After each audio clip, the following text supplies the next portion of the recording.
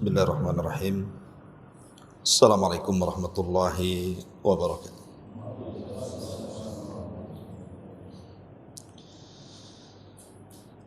Alhamdulillah wassalatu wassalamu ala Rasulillah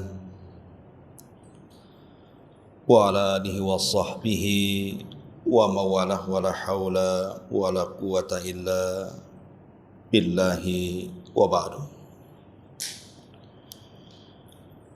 Alhamdulillah, segala puja dan puji hanya milik Allah subhanahu wa ta'ala. Salawat dan juga salam tentunya kita hadiahkan kepada Rasul kita Nabi besar Muhammad sallallahu alaihi wa ala alihi wasallam. Ma'asyiral muslimin wal muslimat rahimakumullah. Masih melanjutkan kajian semalam tentang beberapa fitnah yang terjadi di akhir zaman. Secara singkat, di antara penyebab dan bagaimana caranya kita selamat dari fitnah-fitnah itu, pertama, takalibun nas ala dunya. Banyaknya manusia yang terobahkan dengan urusan-urusan dunia. Dalam hadis yang disahihkan oleh Syekh Nasiruddin Al-Albani rahimahullahu ta'ala dari Abdullah ibn Mas'ud radhiyallahu anhu, dia mengatakan, Nabi sallallahu alaihi wasallam bersabda, sayakunu fi akhiriz zamani qaumun yajlisuna fil masajid hilaqan hilaqan imamuhumud dunya wa fi riwayatin amanihim ad-dunya wa fi ukhra dzikruhumud dunya wa hubbud dunya fala tujalisuhum fa innahu laisa lillahi fihim hajah. Kata Nabi SAW, akan datang zamannya sebuah kaum, mereka duduk di masjid-masjid Allah berhalaqah-halaqah, tetapi yang dibicarakan oleh mereka itu adalah perkara dunia, atau cita-cita mereka urusan dunia, atau mereka lebih banyak berbicara dunia dan juga cinta kepada dunia. Maka jangan duduk bersama mereka, karena Allah subhanahu wa ta'ala tidak punya hajat dengan mereka. Lihat hadis ini, bagaimana Nabi SAW bersabda itu 14 abad yang silam, sudah memberikan arahan kepada kita bahwa nanti akan datang zamannya manusia itu duduk-duduk di masjid bukan berzikir, baca Quran, berbicara masalah agama, sunnah dan yang semacamnya, tapi justru yang dibicarakan dunia. Dan ini sudah menjadi sebuah kenyataan, kan? Justru berbicara bisnis itu malah di masjid, bukan di luar masjid. Padahal kita tahu bahwa di zaman Nabi SAW pertama kali mengadakan salat Jumat, berapa jumlahnya? 40 orang.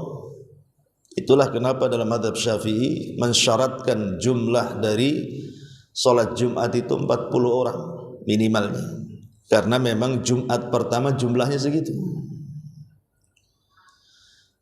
Tetapi ketika di tengah-tengah Nabi SAW sedang berkhutbah, datanglah kafilah dagang dari Syam.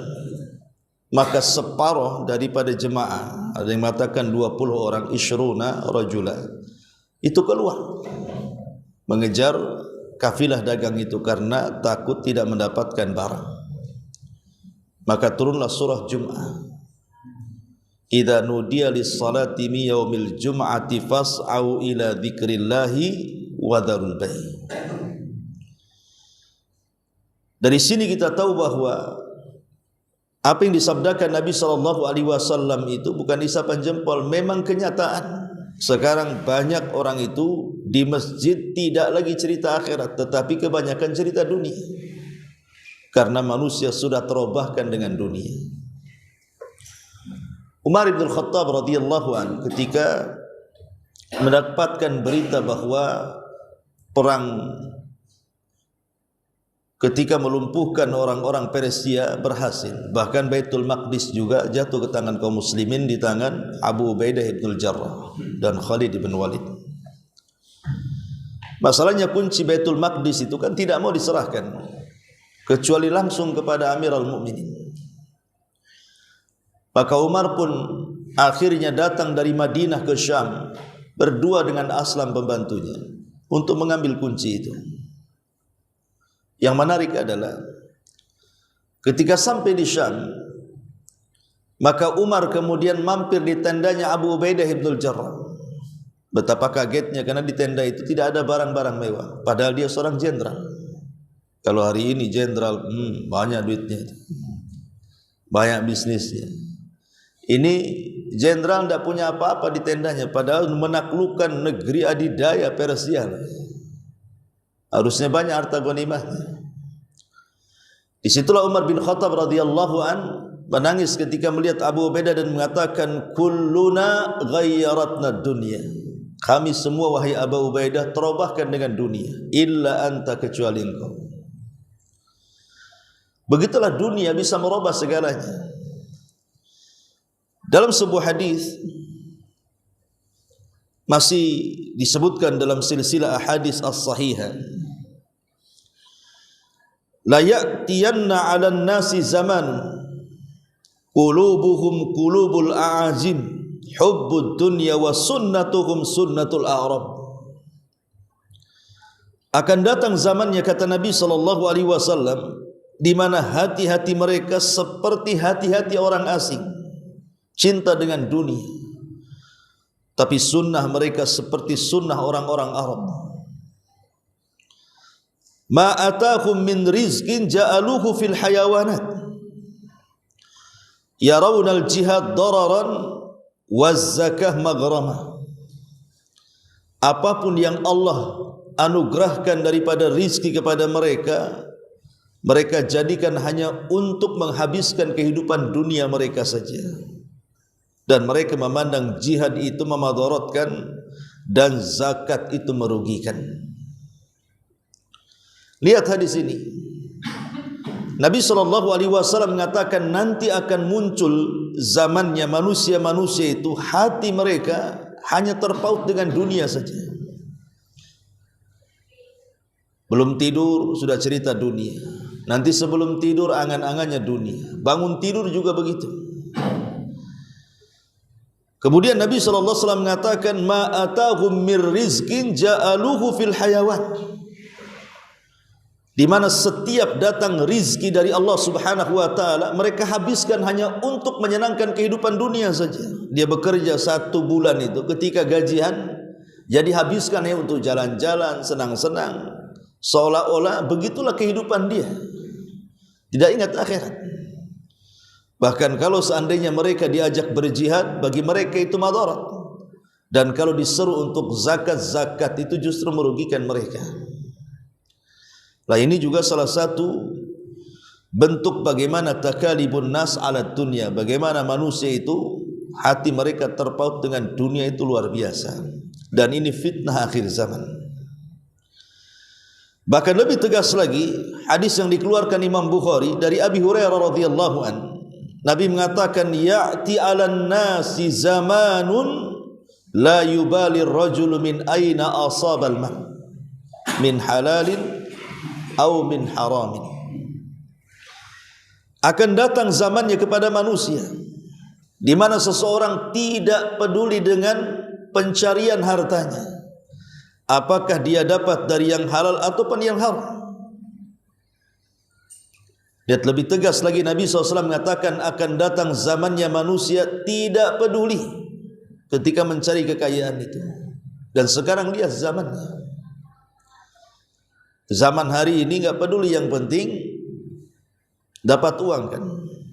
apalagi dengan dunia-dunia global hari ini yang jauh terasa dekat, kemudian manusia terfitnah dengan media handphone yang di tangan-tangan antum itu.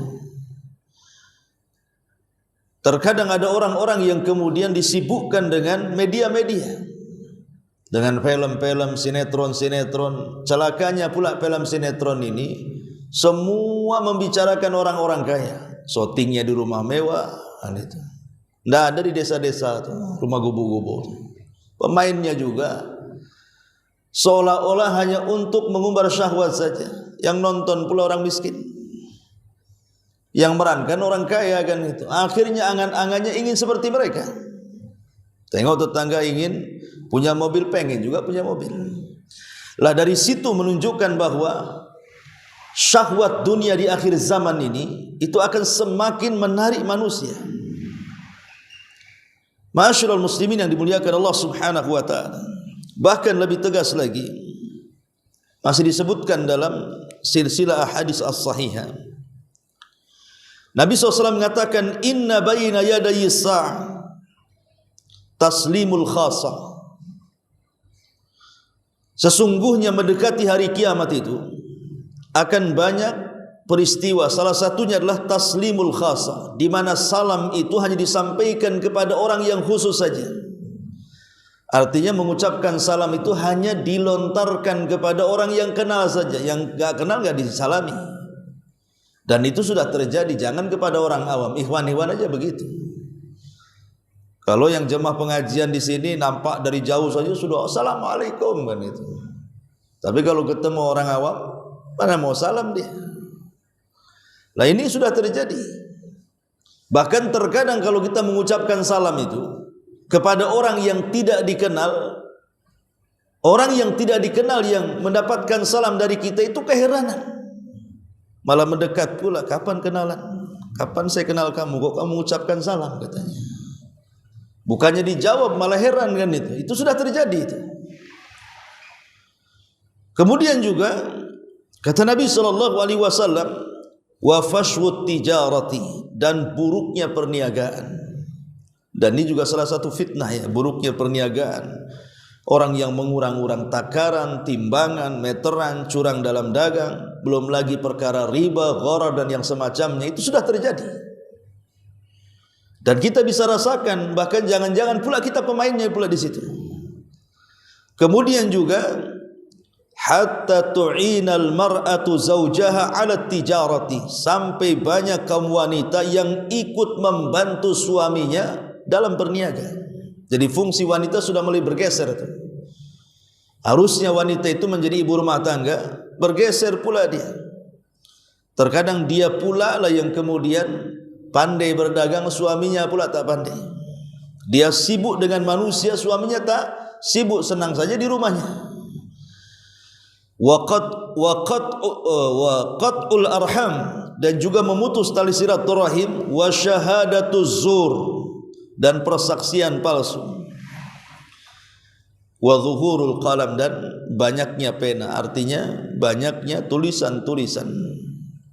Ini juga menunjukkan bagaimana terjadinya takalibun nas ala dunia. Manusia sudah mulai cenderung kepada dunia dibandingkan akhirat. Ma'asyiral muslimin yang dimuliakan Allah Subhanahu wa taala, lah dari hadis-hadis ini bisa kita simpulkan menjadi 3 kesimpulan. Pertama, dunia sudah menjadi semua cita-cita manusia. Yang kedua, dunia ini yang menjadikan tulul amal. Tulul amal itu artinya panjang angan-angannya. Kalau burung terbang itu dia ingin terbang tak punya sayap, akhirnya hanya angan-angan saja. Kemudian yang ketiga, mereka tidak sadar bahwa dengan terlampau cintanya dengan dunia, kemudian menjadikan tulul amal, berakhir mencari dunia, tidak peduli halal haram. Memang seperti itu. Jadi kalau sudah cita-citanya dunia, kemudian juga kecintaan kepada dunia lebih besar dibandingkan akhiratnya, maka dipastikan dia mencari hal-hal tentang dunia ini sudah tidak perlu lagi tentang halal haram. Ma'asyiral muslimin yang dimuliakan Allah Subhanahu wa taala, dahulu disebutkan oleh kisah ini disebutkan oleh Syekh Al-Khamis hafizahullah taala, dia mengatakan, Utsman Khamis ini saya mendengar dari YouTube-nya. Jadi ada seorang pengemis di zaman Amirul Mukminin Ali radhiyallahu an. Ketika itu Ali radhiyallahu an memang hendak memberikan sesuatu, dia sudah akan memberikan 400 dirham. Tapi masalahnya Ali radhiyallahu an lupa tuh menaruh uang itu di mana. Sehingga mungkin pengemis ini jengkel. Akhirnya kemudian dia pun pergi, namun sebelum pergi dia mencuri pelana kudanya Ali radhiyallahu an. Setelah itu Ali radhiyallahu an menemukan uang 400 dirham itu. Setelah akan diberikan kepada pengemisnya sudah enggak ada pula, sudah hilang kan gitu. Yang ada justru pelayannya dan mengatakan, wahai Amirul Mukminin, barusan ada pencuri mencuri pelana kuda kami. Maka Ali radhiyallahu mengatakan, kebetulan di tanganku ada 400 dirham. Tadinya aku akan berikan kepada pengemis tadi, tapi dia sudah tidak ada. Sekarang kau belikanlah pelana baru, nih uangnya. Berangkatlah pembantunya Ali ke pasar. Sampai di pasar ada pula orang jual pelana kuda. Tawar, dapat pula 400 dirham. Ketika pembantunya Ali pulang dan memberitahu pelananya ini, Ali radhiyallahu an heran, ini kan pelana kita katanya. Dari mana kau beli katanya? Maka sang pembantu Ali mengatakan, kami beli dari orang yang seperti ini sifatnya. Ali langsung bertakbir dan mengatakan, Allahu Akbar. Jika yang kau sifatkan itu benar, itulah pengemis tadi yang akan aku beri uang 400 dirham katanya. Rupanya dia pencurinya. Kemudian Ali radhiyallahu an mengatakan, demi Allah kalau dia mau sabar, dia akan mendapatkan 400 itu dengan cara halal, tapi karena dia tidak sabar, dia mendapatkan dengan cara haram. Artinya rizki Allah itu tidak akan kemana. Kalau memang hari itu dia dapat 400, ya 400 saja. Itu sudah ditentukan, bahkan dicatat di Lauhil Mahfuz, bahkan dicatat dalam rahim setiap manusia. Lalu kalau seandainya takdir Allah sudah ditentukan bahwa seseorang tidak mungkin melampaui takdir pendapatan setiap harinya, lalu buat apa kemudian dia mengejar dengan yang haram, toh juga dapatnya segitu juga kalau dia mencari dengan yang halal. Lah dari sini ma'asyiral muslimin yang dimuliakan Allah Subhanahu wa taala, orang-orang yang mereka mencari harta dengan cara yang haram itu, mereka tidak yakin dengan takdir hakikatnya. Mereka enggak yakin dengan takdir, makanya mereka tidak tawakal. Padahal Rasul mengatakan, "Lau antum tatawakkaluna 'ala Allah haqqa tawakkuli la ruziktum kama yurzaqut tayr yaghdu himasan wa taruhu bitana." Kalau anda bertawakal dengan betul-betul tawakal kepada Allah Subhanahu wa taala, maka kalian akan diberikan rizki seperti Allah memberikan rizki kepada burung. Coba lihat burung itu. Siapa peneliti burung di sini? Burung ini kalau terbang, maka dia pandangannya akan tajam ke bawah. Dan dia tahu ada makanan di bawah itu. Bahkan kita manusia saja tidak tahu di bawah ada makanan burung. Burung tahu dari atas makanannya di situ. Dan kalau dia sudah tahu ada makanan di situ, dia tidak akan pergi sendiri. Dia akan memanggil kawanannya dan mengatakan, kemari, di sini ada rizki kita. Maka kawanannya dari mana-mana akan datang kemudian menyerbu rizkinya rame-rame. Itulah indahnya burung. Burung itu kalau dapat rizki ngajak-ngajak. Kalau antum dapat rizki jauh-jauh, mana ada tuh ngajak-ngajak. Antum ngajak-ngajak kalau susah aja ngajak-ngajak tuh. Nah itu susah baru ngajak-ngajak gitu. Ada kerjaan enggak katanya? Kalau ada kerjaan tak mau ngajak orang. Itulah bedanya kita dengan burung. Lah Nabi SAW mengatakan kalian akan diberikan rizki seperti burung. Bagaimana burung itu keluar lapar, pulang pula ada kenyang. Siapa yang mengarahkan rizki? Burung tidak punya ijazah, sekolah pun tidak.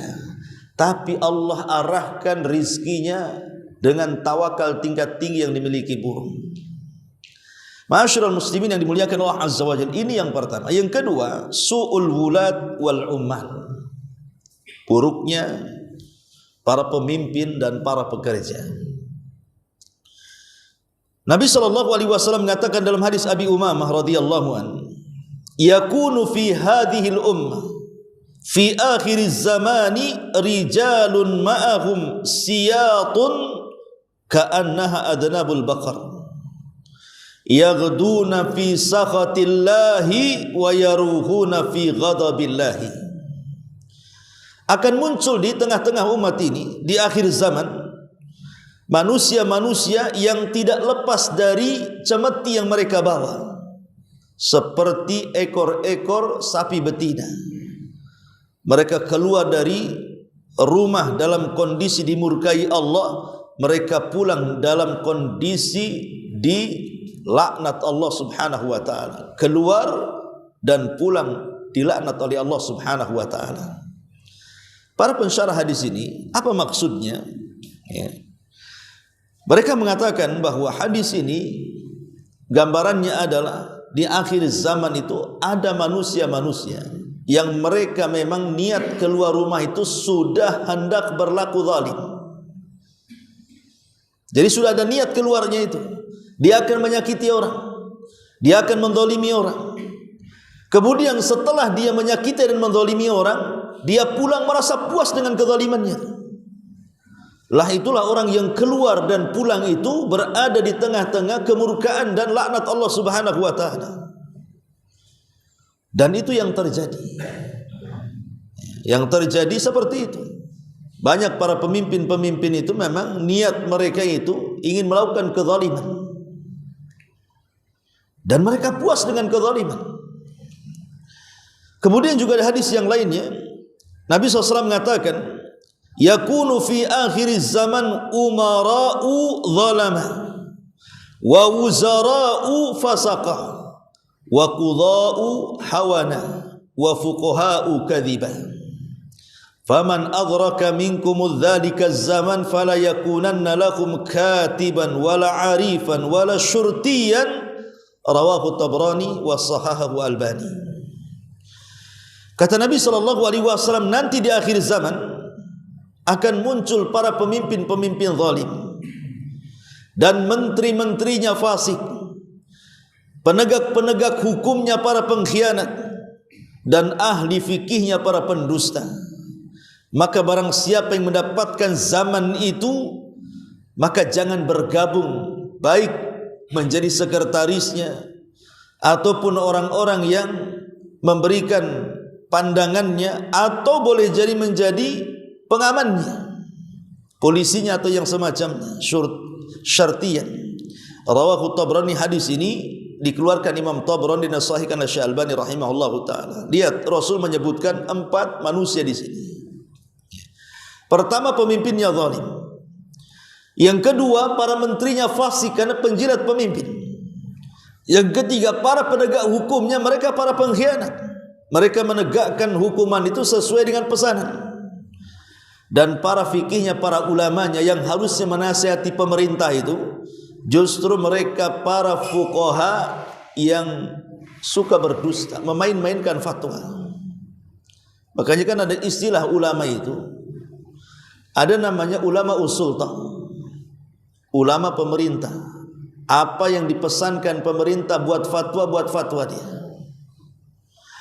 Ada namanya ulama ummah, ulama umat. Yang disenangi umat itulah yang didakwahkan, yang dibenci umat dia tidak mau dikatakan, menyembunyikan yang benar, hanya menampakkan apa yang disenangi umat, dan itu yang banyak. Tetapi ada yang terakhir inilah yang disebut dengan ulama rabbani. Memang ulama yang menegakkan perintah-perintah Rabbnya. Ma'asyiral muslimin yang dimuliakan Allah Azza wa Jalla. Kemudian juga disebutkan di dalam hadis yang dikeluarkan Imam Ahmad dari hadis Jabir bin Abdullah radhiyallahu anhuma, Nabi pernah mengatakan kepada Ka'b bin Ujrah, a'adzakallahu min imaratis sufaha. Semoga Allah melindungi engkau dari pemerintah yang buruk. Kemudian Ka'ab bin Ujrah mengatakan, wa ma imaratus sufaha. Apa yang dimaksud dengan para pemimpin yang buruk, yang jahil, yang bodoh itu? Kemudian Nabi mengatakan, umara'u yakununa ba'di la yahtaduna bihadi wa la yastannuna bisunnati faman saddaqahum bikadzibihim wa anahum ala zulmihim faulaika laysu minni wa lastu minhum. Kata Nabi SAW, akan muncul para pemimpin setelahku, mereka tidak mengambil petunjuk dari petunjukku dan tidak mengambil sunnah dari sunnahku. Maka barang siapa yang membenarkan perbuatan mereka dengan kedustaannya dan membantu mereka dengan kezalimannya, maka mereka bukan termasuk umatku dan aku tidak mengakui mereka umatku. Lihat bagaimana Nabi SAW mengancam dan juga mengatakan 14 abad yang silam bahwa akan muncul para pemimpin seperti ini. Tetapi walaupun demikian, ikhwatu fiddin, bukan berarti kemudian kita dibolehkan untuk melakukan pemberontakan. Seandainya kita dihadapkan dengan para pemimpin yang seperti ini, dan memang sudah dihadapkan seperti ini, maka tetap kewajiban kita adalah mendengar dan taat. Tidak boleh kita melakukan pemberontakan. Sebejat apapun penguasa itu, doakan kepada Allah, mudah-mudahan Allah berikan hidayah kepada mereka. Karena di zaman Imam Ahmad Ibn Hanbal rahimahullahu ta'ala, fitnah khalqul Quran itu kan luar biasa kan. Bayangkan Imam Ahmad itu melawan pemerintah yang berseberangan akidahnya, itu 3 kurun kekuasaan loh. Dari Khalifah Ma'mun, kemudian Ma'mun meninggal, ganti dengan Al-Mu'tasim, Mu'tasim meninggal, diganti dengan Al-Wathiq. Itu 3 kurun kekuasaan itu di atas Mu'tazilah tuh. Dan Imam Ahmad Ibn Hanbal rahimahullahu ta'ala melihat bagaimana teman-temannya disiksa sampai sebagian mereka meregang nyawa, menjadi syahid.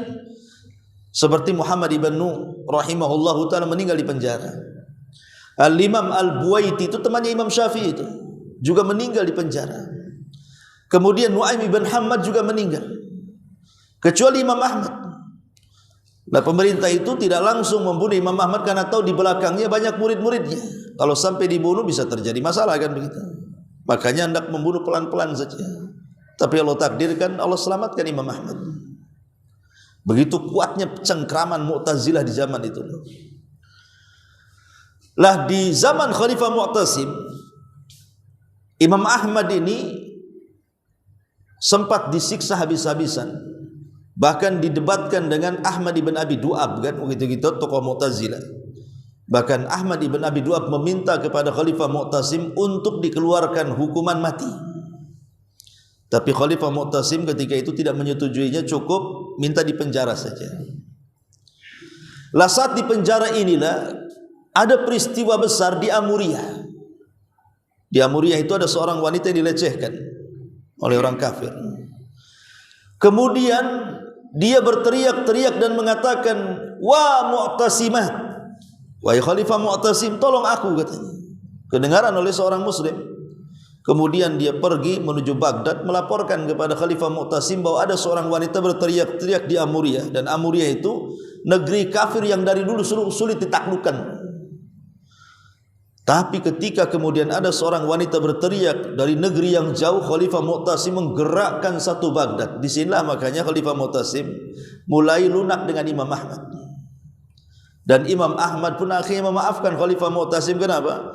Karena dengan menyerang Amuriyah, kemudian Amuriyah kalah oleh Khalifah Mu'tasim, yang sebelumnya khalifah yang lain belum pernah mampu menundukkan Amuriyah, bisa ditaklukkan oleh Mu'tasim dan menjadi negeri Islam. Nah, dari situlah Imam Ahmad melihat jasa yang luar biasa. Dia maafkan kezalimannya. Bahkan dia mengatakan, "Lau kana li da'watun mustajab la da'autul Mu'tasim." Kalau aku punya doa yang mustajab, ku doakan si Mu'tasim itu dengan doa kebaikan. Begitulah Imam Ahmad mencontohkan kepada kita. Kita disuruh untuk mendoakan para pemimpin, bukan mencaci maki. Mencaci maki lo tidak ada manfaatnya. Tapi mendoakan itu jelas ada manfaatnya. Ma'asyiral muslimin yang dimuliakan Allah Subhanahu wa ta'ala, intinya bahwa Inilah fitnah yang kedua ketika rusaknya para wulat, para pemimpin dan juga para umal, para pekerja di sekitarnya, itu di antara fitnah terbesar. Kemudian yang ketiga, qillatul ilmi wa nuqsanuhu wa raf'u. Qillatul ilmi, sedikitnya pengetahuan, wa nuqsanuhu, dan berkurangnya pengetahuan, wa raf'uhu, dan terangkatnya pengetahuan. Nabi SAW pernah mengatakan, mautul alim musibatun la tujbar. Kematian orang alim itu musibah yang tidak bisa digantikan. Sampai hari ini siapa yang mampu menggantikan Imam Syafi'i? Tidak ada. Menggantikan Imam Ahmad? Tidak ada. Menggantikan Abu Hanifah? Apalagi. Menggantikan Imam Malik? Apalagi. Tidak ada. Biasanya kalau ulama meninggal itu, orang-orang setelahnya lebih jahil dibandingkan sebelumnya. Tapi kalau orang kaya mati, akan muncul orang yang jauh lebih kaya dibandingkan orang kaya yang mati itu. Kalau ada pemimpin yang mati, langsung ditunjuk wakilnya untuk naik, bahkan terkadang lebih hebat dibandingkan presidennya dari sebelumnya, kan gitu. Itu kalau urusan dunia. Tapi kalau urusan agama tidak. Kalau ada seorang alim meninggal, pasti penerusnya tidak lebih alim daripada sebelumnya. Karena Rasul yang mengatakan mautul alim musibatun la tujbar. Kematian alim itu musibah yang tidak bisa digantikan. Mau digantikan dengan siapa? Jangankan cerita madzhabul arba, ulama-ulama kontemporer kita saja. Syekh Albani meninggal, siapa yang bisa menggantikan? Syekh bin Bas meninggal, siapa yang bisa menggantikan? Syekh Utsaimin meninggal, siapa yang bisa menggantikan? Tidak ada yang bisa menggantikan. Itu ulama kontemporer, kan itu. Ulama bagaimana pula ulama salaf? Lah di akhir zaman itu ilmu akan diangkat. Bukan diangkat itu maksudnya tiba-tiba hilang di dada-dada kaum muslimin, bukan. Tapi diangkatnya ilmu itu dengan diwafatkan satu persatu ulamanya. Ketika diangkat satu persatu ulamanya, diwafatkan oleh Allah Azza wa Jal, disitulah ilmu sedikit demi sedikit akan dihilangkan. Dan yang terjadi adalah kejahilan di mana-mana. Ma'asyiral muslimin yang dimuliakan, dan ini fitnah terjadi hari ini. Kemudian juga yang nomor 4, intisyarus syarri wa ahli. Banyaknya menyebarnya keburukan dan para pelaku keburukan. Ma'asyiral muslimin yang dimuliakan Allah Subhanahu wa taala, disebutkan dalam sebuah hadis dari Abdullah bin Amr radhiyallahu anhu. Nabi sallallahu alaihi wasallam bersabda, kaifa bikum wa bi zamanin yushiku an ya'tiya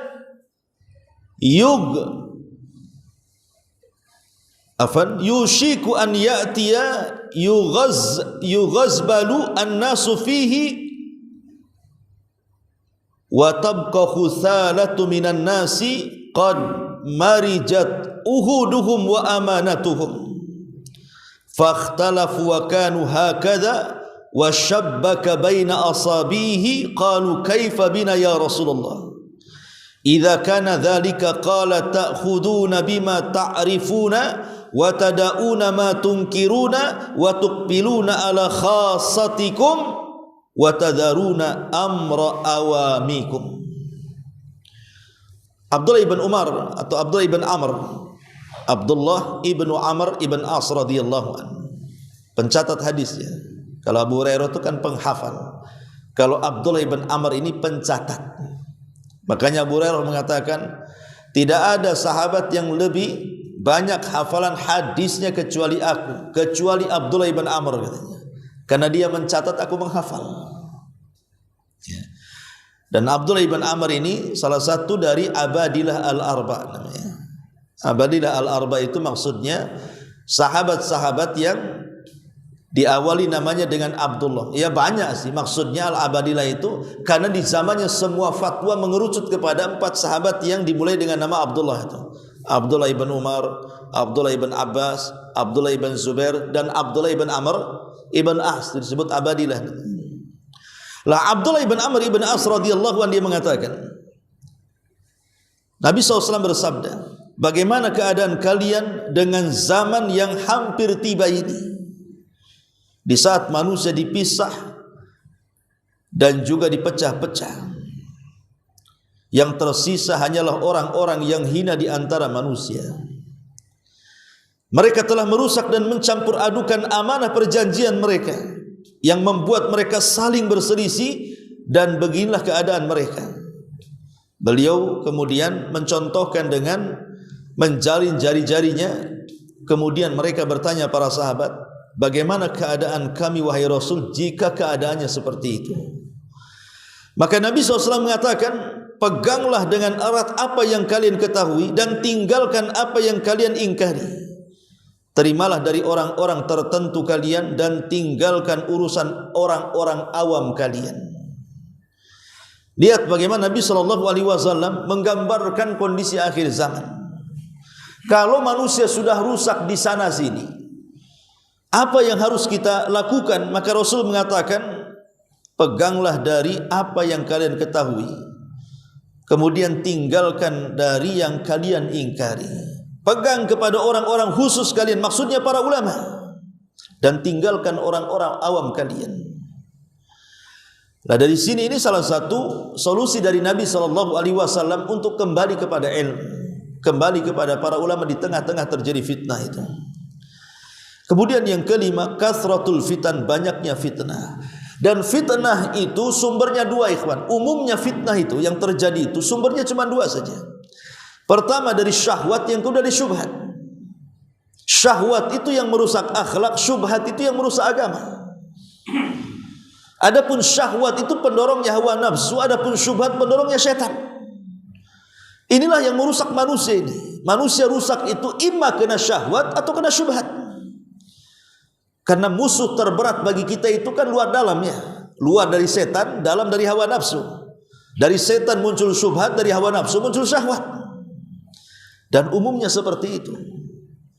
Ketika Nabi SAW mengatakan di akhir zaman akan muncul sekelompok orang yang mereka seolah-olah mendakwahkan Islam, tapi mereka orang yang paling jauh dari Islam.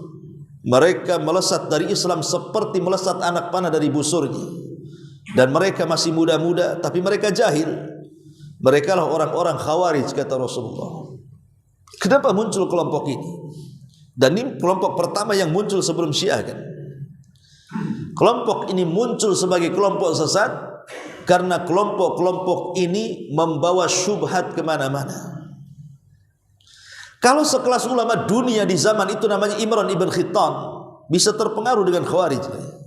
Ada seorang ulama, Imran ibn Khittan, Muhammad ibn Sirin menceritakan, di zaman tabi'in itu ada orang yang pakar tafsir, pakar hadis, pakar syair, pakar dalam semua fan, namanya Imran ibn Khittan itu.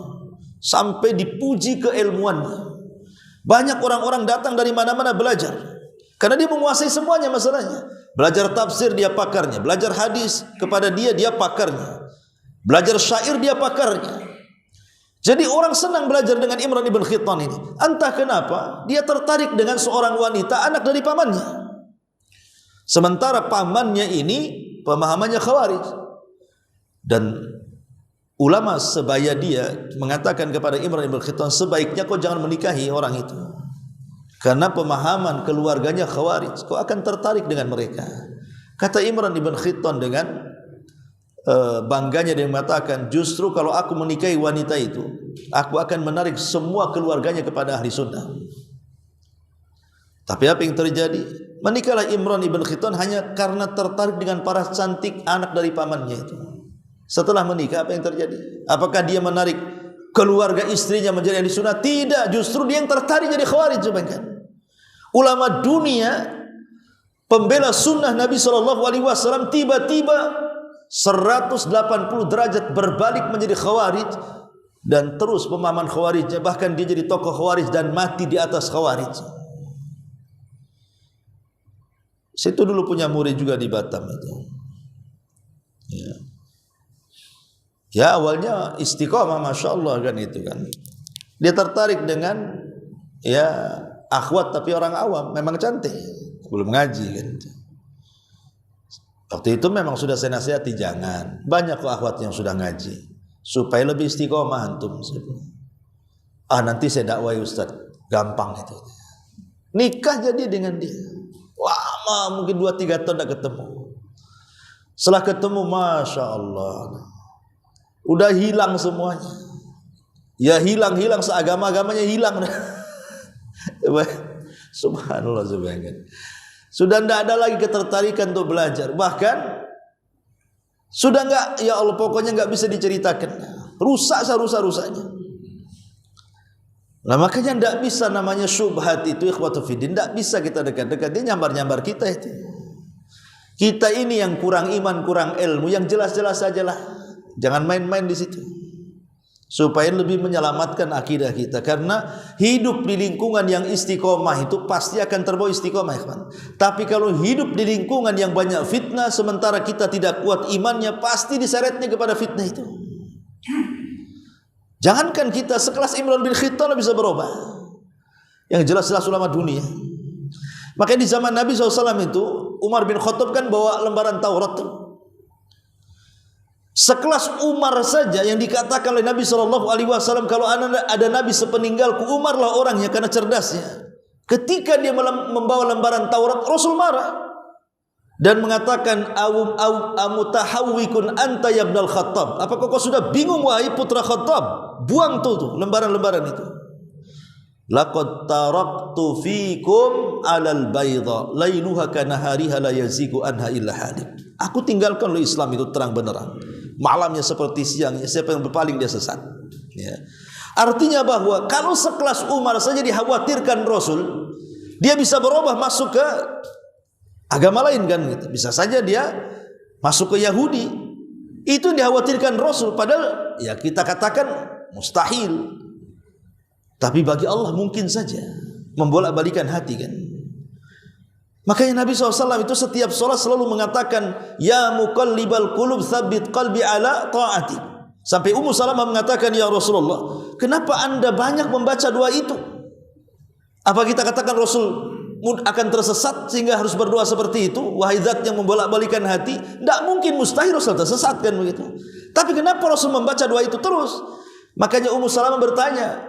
Maka Rasul mengatakan, ya Umma Salamah, yang namanya hati manusia itu berada di jemari-jemari Allah, di genggaman Allah.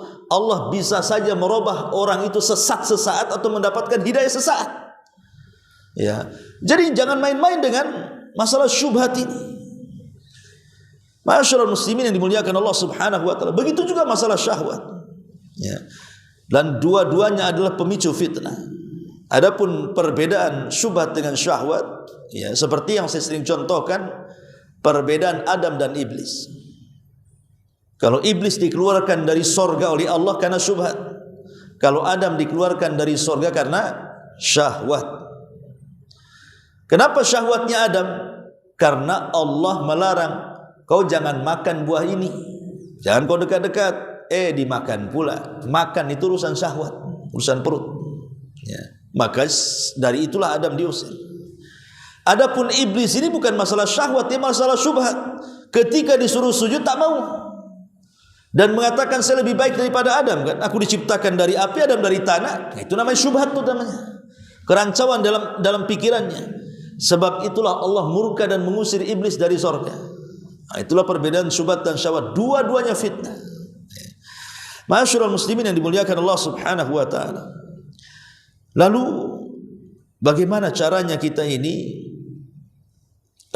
menghadapi fitnah ini?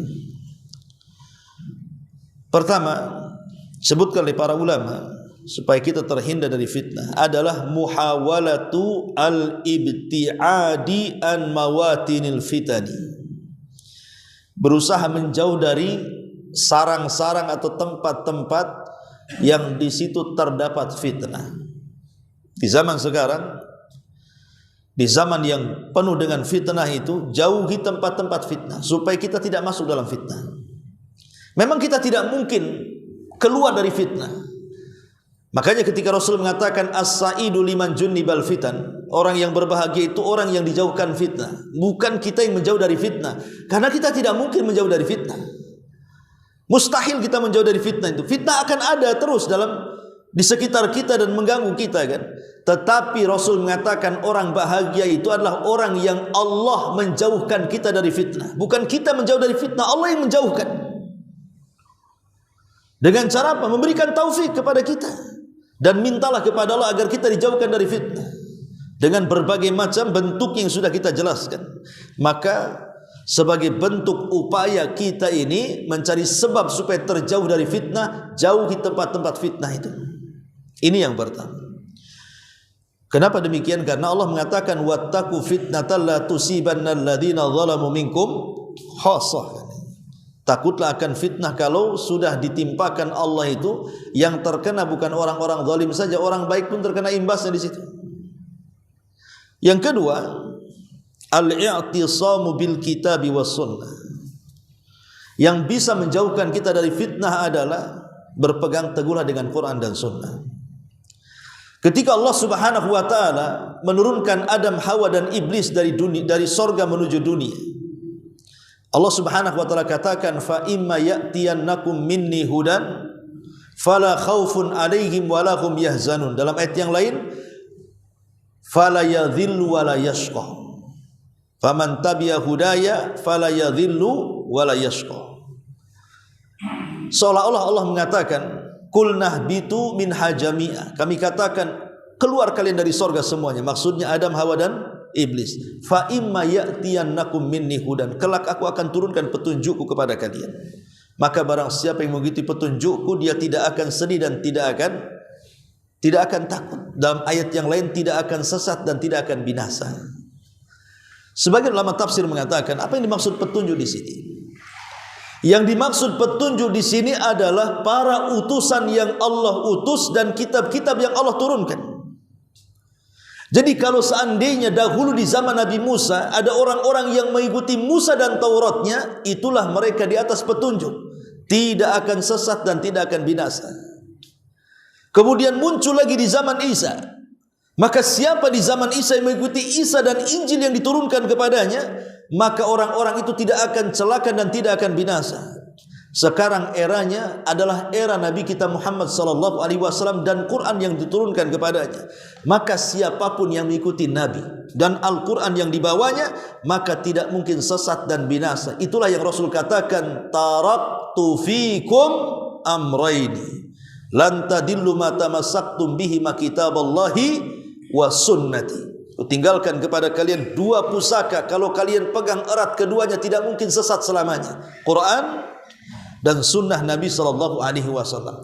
Inilah yang bisa menjauhkan kita dari fitnah, berpegang kepada Al-Quran dan sunnah Nabi sallallahu alaihi wasallam. Ya ayyuhalladzina amanu idza tanazza'tum fi syai'in farudduhu ila Allahi war Rasul. Taib. Kemudian yang ketiga, antal zamal muslim halal fitani jama'atal muslimin. Hendaklah ketika terjadi fitnah, bergabunglah dengan jamaah kaum muslimin. Artinya bergabung dengan pemerintah, ya. Jangan mengacau. Karena hanya dengan bergabung dengan pemerintah, karena pemerintah ini kan ketaatan ketiga setelah Allah, Rasul dan ulil amri. Tetapi walaupun demikian, ketaatan kepada ulil amri ini terpaut kepada ketaatan kepada Allah dan Rasulnya, kan? Artinya kalau mereka memerintahkan yang ma'ruf, ya kita taat. Tapi kalau mereka memerintahkan yang batil, ya jangan taat. Tapi secara umum as-sam'u wa ta'ah itu adalah kewajiban, karena itu yang bisa menghilangkan fitnah. Kemudian juga yang nomor 4, as-sabr wa adamul ajalati. Sabar dan tidak tergesa-gesa di dalam menghadapi fitnah. Karena banyak orang-orang yang tergesa-gesa akhirnya menyesal, kan? Contohlah fitnah-fitnah yang ringan saja yang di depan kita. Terkadang ada orang yang diuji oleh Allah itu dengan kesehatannya, akhirnya sakit. Diuji dengan ekonominya, akhirnya putus asa. Diuji dengan keluarganya, akhirnya terjadinya perceraian dan begitu seterusnya. Ini kalau kita tidak sabar menghadapi ujian-ujian fitnah yang seperti ini, orang jadi putus asa, kan? Betapa banyak kemudian orang-orang sakit yang parah sakitnya, akhirnya kemudian melihat kuburan itu seolah-olah dia mengatakan apa? Laitani makana. Kalau bisa aku saja yang dikubur yang hidup, katanya. Kan banyak orang-orang yang sudah lama sakit, kemudian melihat yang merawatnya sudah jenuh, dia pun kasihan, akhirnya berpikir apa? Lebih baik mati dibandingkan hidup. Disitulah setan lebih dekat kepada orang sakit dibandingkan orang sehat. Makanya kenapa Nabi SAW mengatakan kepada Abbas, pamannya, satu hari Abbas kan sakit parah. Kemudian mengatakan, lebih baik saya mati dibandingkan hidup karena sudah banyak menyusahkan orang. Maka Rasul mengatakan, ya Abbas, jangan kau katakan seperti itu. Tidak boleh seseorang itu berangan-angan untuk mati, kata Rasul. Kenapa demikian? Sebab kalau seandainya orang yang berangan-angan itu orang jahat, kemudian disembuhkan penyakitnya, kemudian sembuh, adalah tempat bertobat dia sebelum kematiannya. Tapi kalau dia orang baik, kemudian disembuhkan penyakitnya, adalah dia beramal untuk menambah pahalanya. Jadi kenapa Rasul mengatakan tidak boleh seseorang itu berangan-angan kematian, kan? Karena kalau dia orang jahat, ada kesempatan tobat. Kalau dia orang baik, ada kesempatan menambah pahala. Tapi wa in kana walabud, kata Rasul, kalaupun harus seorang itu berangan-angan kematian, boleh, tapi katakan, ya Allah, kalau memang kematianku lebih baik bagimu, matikan saja.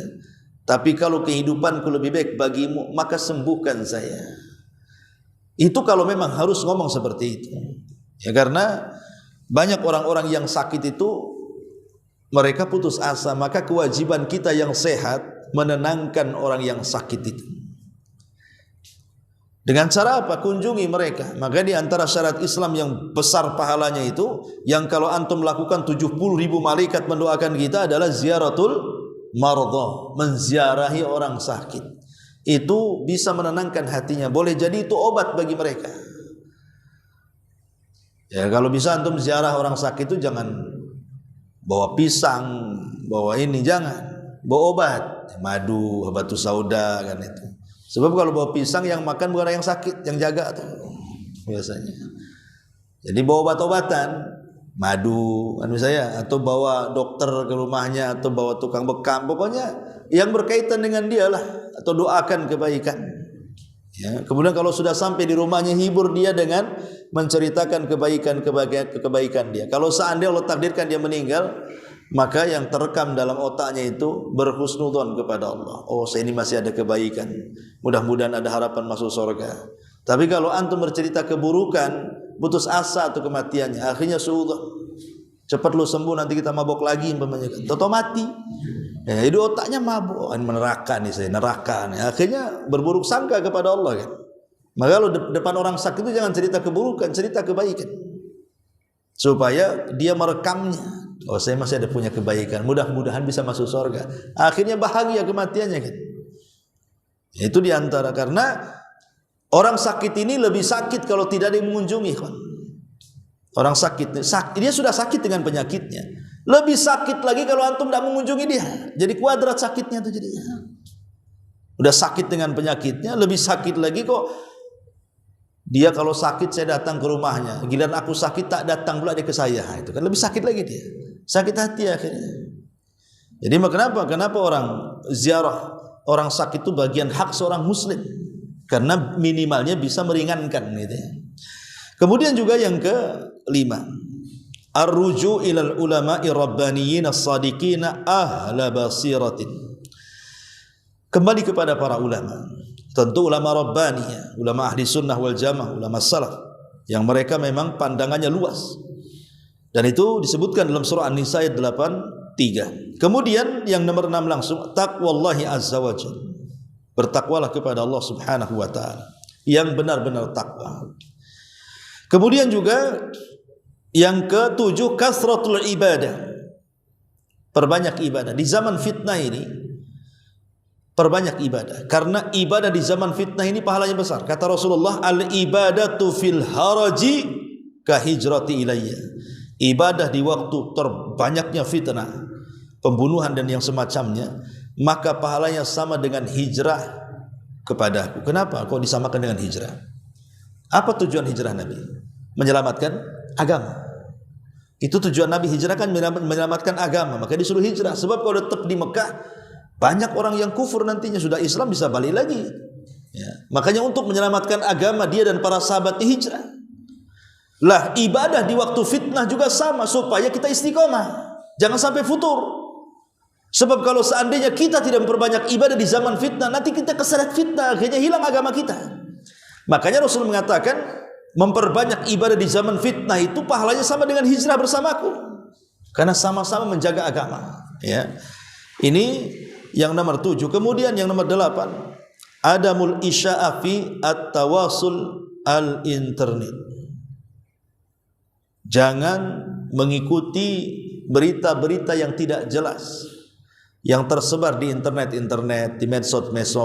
Karena begini ikhwan, dulu kan memang tidak ada handphone ya. Kalau kita mendengar berita hoax, berita dusta itu lama tersebarnya kan, karena kan dari mulut ke mulut, dari kuping ke kuping gitu ya. Kalau sekarang kita ngetik kemudian dimasukkan langsung di-share, satu dunia tahu. Sehingga fitnah ini akan mudah menyebar, berita-berita hoax ini. Jangan ikut terlibat menyebarkan, apalagi dia yang menyebarkan, apalagi membacanya. Karena timbulnya fitnah itu karena terlampau masuk dalam masalah-masalah seperti ini. Saya contohkan dalam sejarah. Ya. Di zaman perang Uhud, kenapa kaum muslimin kalah coba? Karena ada sebagian para pemanah, sekitar 40 dari Bukit Ainain turun kan. Kemudian Khalid bin Walid ketika itu masih kafir, dengan manuvernya dia bisa mengelilingi bukit kemudian menduduki Bukit Ainain, dan itu salah satu penyebabnya. Tapi ada penyebab lain di situ, kekalahan kaum muslimin. Apa? Isu tentang terbunuhnya Nabi. Kita tahu bahwa Nabi itu kalau sudah pakai baju besi, kemudian Mus'ab ibn Umar juga sudah pakai besi, sudah tidak bisa dibedakan mana Nabi mana Mus'ab itu. Karena perawakannya sama, Mus'ab bin Umar dengan Nabi itu. Lah ketika kemudian Mus'ab ini terbunuh dalam perang Uhud, mati syahid, menyangkanya itu Nabi. Maka langsung disebarkan bahwa Nabi sudah meninggal. Nabi sudah meninggal. Akhirnya sahabat yang mendengar tunggang langgang lah, kocar kacir sana sini kan. Sampai ada Anas ibn Nadhr mengatakan, ya, kenapa kalian harus lari? Apa kalian membela Nabi atau membela agama Nabi katanya? Demi Allah aku sudah mencium nih bau surga di balik bukit ini katanya. Kemudian dia pun mengompori sahabat balik lagi ke pertempuran. Jadi salah satu rahasia kekalahan itu karena ada penyebaran berita hoax di situ. Apa penyebaran berita hoaxnya? Tentang kematian Nabi. Padahal Nabi enggak mati, dihabarkan mati, kan berita hoax namanya kan. Itu yang menjadi penyebab kekalahan kaum muslimin di Uhud itu. Ini satu. Yang kedua, tentang hadisatul ifki. Tentang Aisyah radhiyallahu anha yang dituduh berzina dengan siapa? Safwan ibn Mu'attil. Ketika Aisyah malam-malam berada di tenda-tenda unta-untaan itu, dia pengen buang hajat. Akhirnya dia pergi meninggalkan pasukan buang hajat. Setelah selesai buang hajat, hilang pula kalungnya atau gelangnya gitu. Jadi dia sibuk mencari gelangnya yang hilang tuh. Nah ini para prajurit ini disangka Aisyah sudah balik ke tenda-tendaan itu, pergi meninggalkan Aisyah yang sibuk mencari gelang. Ketika Aisyah radhiyallahu sudah putus asa, gelangnya enggak ketemu kan. Dia hendak pulang ke pasukan, rupanya enggak ada. Tapi Aisyah kan cerdas. Dia tidak menyusul karena bahaya di padang pasir. Dia nunggu di situ. Sebab dia tahu nanti kalau memang tidak ada di tenda-tendaan unta-unta, pasti pasukan akan balik lagi yang menjemput dia kan. Tapi ketika itu ada seorang sahabat namanya Safwan ibn Mu'attil. Yang kalau kita baca biografinya orangnya tukang tidur tuh. Safwan ibn Mu'attil kalau baca sejarahnya. Dia sahabat tukang tidur. Jadi kayak antum kalau enggak sabar lihat bantal langsung geletak tidur gitu. Sahabat ada juga yang kayak gitu itu. Namanya Safwan ibn Mu'attil. Makanya salah satu sebab dia ketinggalan pasukan itu karena ketiduran tuh. Safwan ibn Mu'attil itu. Jadi ketika dia terbangun pasukan sudah enggak ada, dia susul. Ketika di tengah jalan rupanya dia berjumpa dengan Aisyah dan dia kenal kan itu ya. Maka Safwan mengatakan kepada Aisyah, naiklah di atas untaku dan aku akan bawa engkau katanya. Terus dia bawa pelananya sampai ke tengah pasukan. Rupanya di tengah jalan dia berpapasan dengan orang-orang munafik anak buah Abdullah ibn Ubay bin Salul bin Sabah. Abdullah ibn Ubay bin Salul. Tersebarlah fitnah bahwa Aisyah berzina dengan siapa? Safwan ibn Mu'attil. Bayangkan 1 bulan tidak turun wahyu. Nabi SAW ketika itu sesak dadanya kan gitu. Bagaimana mungkin wanita yang dicintainya, bintu Siddiq, bisa dituduh kemudian berzina dengan Safwan ibn Mu'attil? Tapi Rasul SAW mengajarkan kepada kita tentang menghadapi fitnah. Rasul sabar, tidak tergesa-gesa. Dia menunggu wahyu. Sampai akhirnya 1 bulan penuh enggak turun juga wahyu. Terpaksalah dia harus tanya betul-betul kepada Aisyah kan. Aisyah, kalau memang kau melakukannya, tinggal bertobat, Allah terima tobatmu. Tapi kalau engkau tidak melakukannya, nanti akan ada pembelaan dari 7 lapis langit sana katanya. Turun wahyu maksudnya. Engkau akan dilepaskan dari tuduhan ini. Dan betul, rupanya turun wahyu kepada Rasul surah An-Nur ayat 1-9 membebaskan dari tuduhan itu kan. Tapi lihat dampak berita hoax ini. Dampak berita hoax, semua terlibat akhirnya, termasuk Mistah, orang yang dinafkahi Abu Bakar ikut-ikut pula memfitnah. Sehingga ketika semua fitnah sudah terurai, sudah selesai, Abu Bakar marahlah sama Mistah itu. Hampir tidak memberikan nafkah lagi.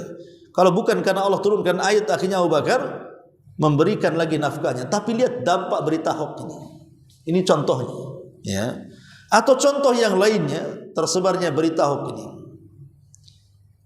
Contoh dalam kehidupan Nabi SAW, ketika Nabi sedang berdua-duaan dengan Safiyah, malam-malam kan itu ya, gelap-gelap gitu ya. Datang 2 sahabat lari-lari. Kata Rasul, ala rislikuma, jangan tergesa-gesa engkau, ngapain kalian lari? Apa kata sahabat ini? Wahai Rasul, tidak mungkinlah kami suudzon kepadamu. Tapi Rasul SAW tahu setan itu masuk dari jalan darah kan. Maka dia mengatakan bukan begitu. Ingat, setan itu bisa saja masuk ke jalan darah kalian berdua. Kemudian kalian membuat berita-berita yang tidak-tidak tentang diriku. Ya. Lah dari sini kita tahu bahwa itu di zaman Nabi kan. Kalau di zaman sekarang berita hoax itu luar biasa. Ingat tumbangnya Mesir gara-gara apa? Gara-gara Facebook. Segera Facebook. Kalau Indonesia tumbang gara-gara YouTuber, buzzer dan itu kan. Itu bahaya tuh. Negara bisa tumbang gara-gara buzzer. Mesir bisa tumbang gara-gara Facebook, bayangkan. Zaman dulu kan pertama ada Facebook kan semua orang kan pegang Facebook. Nanti komunikasi dengan orang-orang di Facebook itu. Akhirnya terjadi demo besar-besaran kan. Saya bayangkan. Jadi media ini bisa manfaat dan bisa madarat gitu. Maka itu kembali kepada kita yang memegangnya. Kemudian juga yang nomor 9, nasrul khairi bainan nas, sebarkan kebaikan di antara manusia. Dan yang terakhir, berusaha untuk mencari yang halal dari perkara-perkara maisha dan jauhi dari perkara-perkara yang diharamkan Allah Subhanahu wa taala. Ini di antara 10 perkara yang disebutkan para ulama, cara menghindar daripada fitnah di zaman fitnah ini. Wallahu a'lam. Sudah jam 6. Subhanallah bihamdika asyhadu an la ilaha illa anta astaghfiruka wa atubu ilaik. Allahu ta'ala alam. Assalamualaikum warahmatullahi wabarakatuh.